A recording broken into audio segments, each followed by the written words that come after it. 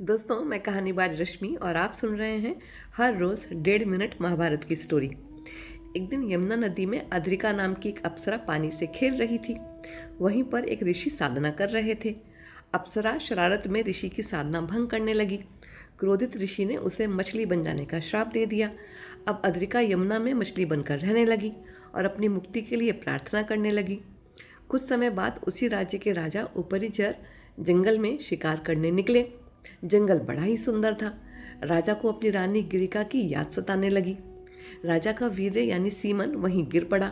राजा ने अपने उस सीमन को पत्ते के एक दोने में रखकर पक्षी को दिया कि महल में जाकर रानी को इसे दे दो। पक्षी दोना लेकर उड़ने लगा, लेकिन रास्ते में उसके दूसरे पक्षी से लड़ाई शुरू हो गई। लड़ाई के दौरान पत्ते का वह दोना नीचे यमुना नदी में गिरने लगा। तभी यमुना में मछली बनी अद्रिका अप्सरा ने उस वीर्य यानी सीमन को निगल लिया। इससे वह मछली गर्भवती हो गई। समय पूरा होने पर मछुआरों ने उस मछली को पकड़ा।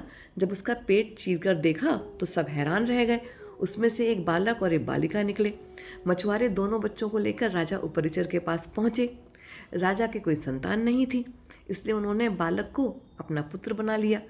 यह बालक आगे चलकर राजा मत्स्य कहलाया। फिर उस बालिका को मछुआरों के सरदार दशराज ने पाला। मछली से जन्म होने के कारण उस लड़की के शरीर से मछली जैसी गंध आती थी, इसीलिए उसका नाम पड़ गया मत्स्यगंधा। यही मत्स्यगंधा बाद में हस्तिनापुर की महारानी सत्यवती कहलाई। यानी इन सत्यवती के 3 बेटे हुए। पहला बेटा ऋषि पराशर से वेदव्यास और बाकी 2 बेटे चित्रांगद और विचित्रवीर्य राजा शांतनु से।